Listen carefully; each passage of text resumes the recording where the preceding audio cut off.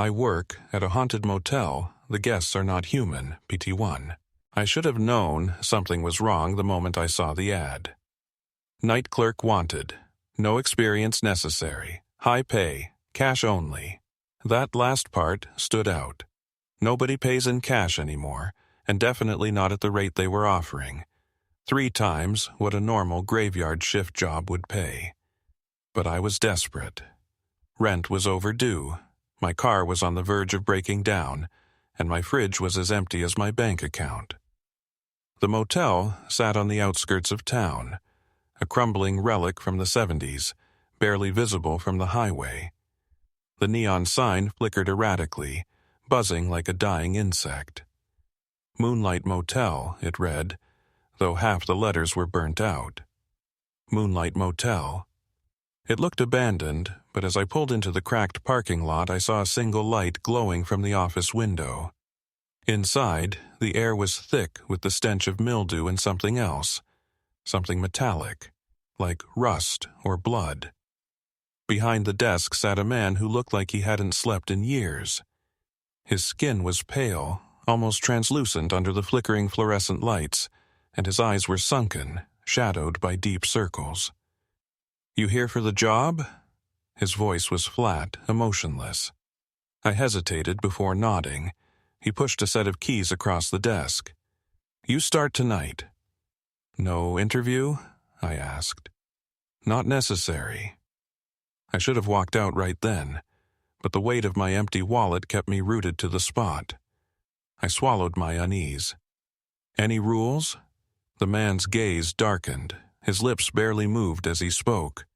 "Never question the guests." A chill crawled up my spine. I wanted to ask what he meant, but something in his expression told me I wouldn't like the answer. Instead, I nodded, took the keys, and stepped behind the counter. The man stood up and grabbed his coat.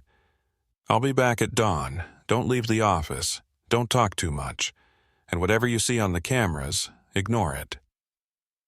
Before I could respond, he was gone, leaving me alone in the dim, humming silence of the Moonlight Motel. And that was the beginning of the longest night of my life. At first, the shift was quiet.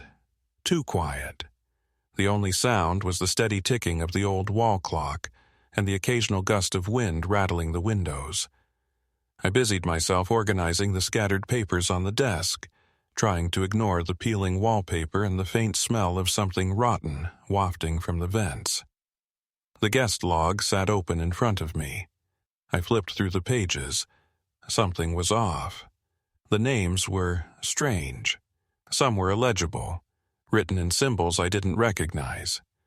Others were just initials, or single words like Mr. White or Mother. And then there were the dates. The most recent check-in was 3 days ago. No checkouts. Before that, a week, 2 weeks, a month.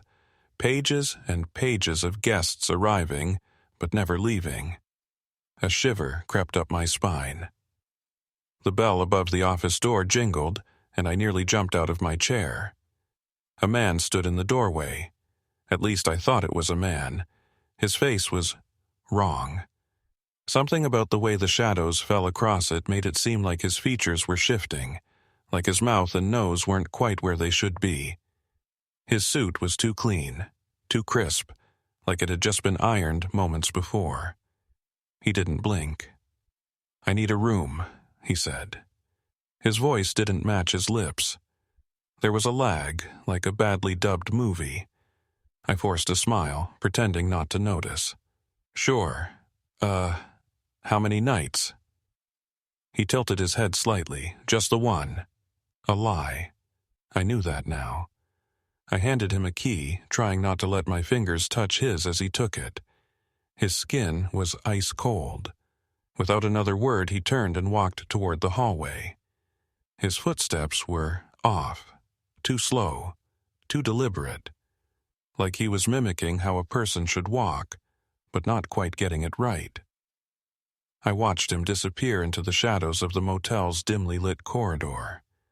I should have ignored the cameras, like the manager said, but I didn't. I turned to the monitor, watching the grainy black and white feet of the hallway outside room 6, where the man had just gone. He stood in front of the door, motionless. Seconds passed, then minutes. He didn't move. Then, all at once, the screen flickered with static. And when the image returned, the man was staring directly into the camera. His face was too close, stretched unnaturally across the screen, as if he knew I was watching. And then, he smiled. Not a normal smile. Not a human smile. It was too wide, stretching from ear to ear, his teeth long and needle-like, gleaming in the flickering light.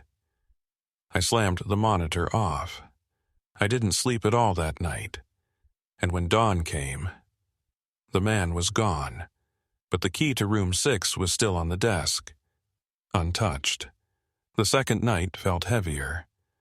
I hadn't slept after what I saw on the cameras. Even in daylight, the motel felt wrong. The air was stale, too still, like it hadn't been disturbed in years. When I arrived for my shift, the manager barely acknowledged me. He sat in the office for a few minutes, staring at the wall before muttering, "You stayed. Good."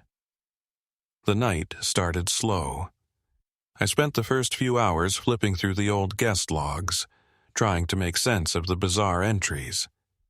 I found names that had been repeated over and over across different years, decades even. Mr. White, Mother, H. Carter, H. Carter, H. Carter. The same names, the same rooms, but always new dates.